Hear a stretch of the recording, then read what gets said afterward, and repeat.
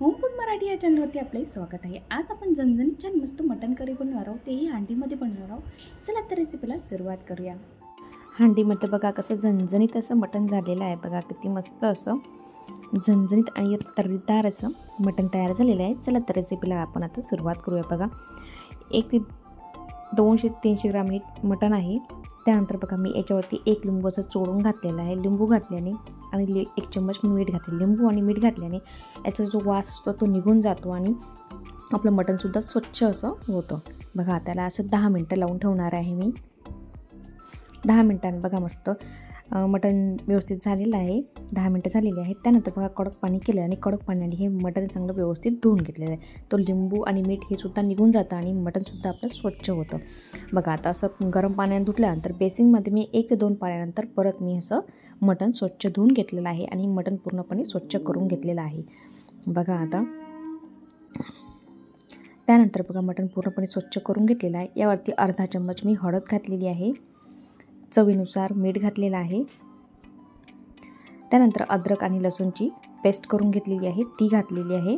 अद्रक लसूणची पेस्ट घातल्याने आणि कोथिंबीर पेस्ट घातल्याने काय होते, मटण असं चविष्ट बनतं। आणि त्यानंतर त्यामध्ये तेल घातलेलं आहे 1 पडी। आता हे व्यवस्थित मिक्स करून घेऊया। आपल्याला हांडीमध्ये व्यवस्थित मिक्स करता नसतं आलं म्हणून मी याच्यामध्ये करून घेतलेलं आहे का कटोऱ्यामध्ये। त्यानंतर बघा आपण हांडीमध्ये पूर्णपणे हे मटण घालून घेऊया आणि मटण शिजायला आपण यामध्ये गरमच पाणी वापरणार आहोत। नाही तर हांडीमध्ये मटण शिजायला भरपूर वेळ लागतो। बघा यामध्ये मी अर्धा ग्लास गरम पाणी घातलेलं आहे। त्यानंतर मी परत पाणी गरम करायला ठेवलं आहे। 1 ते 2 ग्लास मी यामध्ये पाणी घातलेलं होतं आणि मटण शिजायला 25 ते 30 मिनटं हे लागतात हांडीमध्ये। आता आपण हे मटण हांडीवर शिजायला ठेवूया। बघा त्यानंतर बघा मी पाणी परत गरम करून घेतलं होतं, ते पाणी गरम करून यामध्ये घातलेलं आहे। थंड जर पाणी घातलं तर मटण शिजायला वेळ भरपूर लागतो। बघा आता व्यवस्थित मिक्स करून घेऊया आणि त्यावरती बघा मटण झाकून ठेवलं होतं। अर्धा तासानंतर बघा मस्त मटण असं गल शिजलेलं आहे छान। हांडीमध्ये सुद्धा व्यवस्थित मटण शिजल्या जाते। बघा चम्मचच्या साहाय्याने तुम्हाला मी दाबून दाखवते आहे। बघा छान व्यवस्थित हे मटण नरम असं शिजलेलं आहे। बघा छान व्यवस्थित मटण शिजलेलं आहे।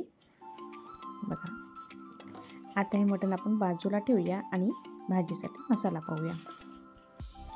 बघा 1 मध्यम आकाराचा कांदा घेतलेला आहे, थोडंसं खोबरं घेतलेलं आहे, 1 चम्मच धने घेतलेले आहे, 5 ते 7 लसूण पाकळ्या घेतलेल्या आहे, 1 इंचाचा आल्याचा तुकडा घेतलेला आहे, 3 हिरव्या मिरच्या घेतलेल्या आहे, टरबूज मगज घेतलेला 1 चम्मच आणि दगडी फूल घेतलेला आहे अर्ध आणि छोटासा तुकडा 1 कलमीचा घेतलेला आहे आणि 1 मसाला इलायची घेतलेली आहे छोटी आणि अर्धा चम्मच मी जिरं घेतलेलं आहे। आता सुके मसाले पाहूया। बघा 2 चम्मच मी लाल तिखट घेतलेला आहे, अर्धा चम्मच हळद घेतलेली आहे, 1 चम्मच गरम मसाला घेतलेला आहे, चवीनुसार मीठ घेतलेलं आहे आणि कोथिंबीर घेतलेला आहे। त्यानंतर बघा मी कढई घेतलेली आहे, कढईमध्ये तेल घालून घेतलेलं आहे। आता आपण जे मसाले घेतले आहेत ते मसाले आपण संपूर्ण भाजून घेऊया। मसाले तेलामध्ये छान भाजल्याने भाजीला छान तरीसुद्धा येते आणि मसालासुद्धा छान परतला जातो। बघा व्यवस्थित मसाला आपण भाजून घेऊया। मसाला भाजून झालेला आहे आणि थंड करायला ठेवूया।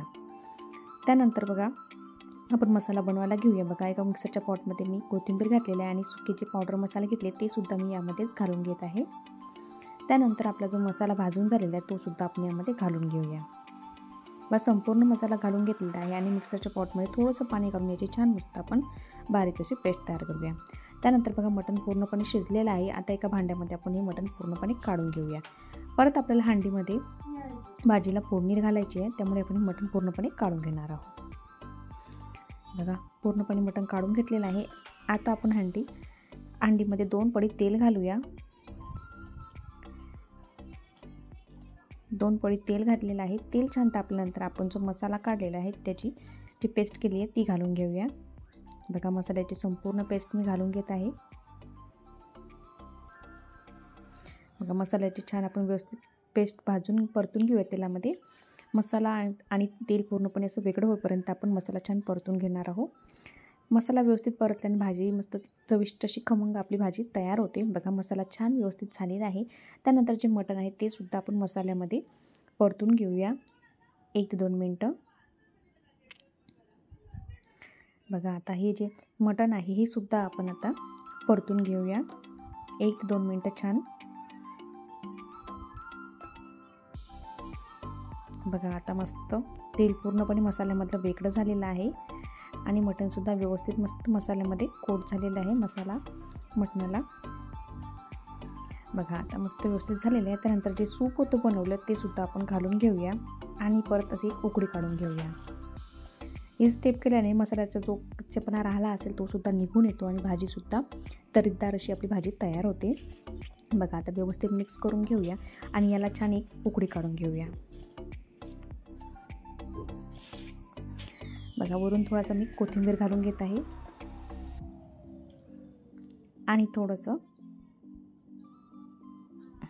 आणि व्यवस्थित आपण कोथिंबीर मिक्स करून घेऊया.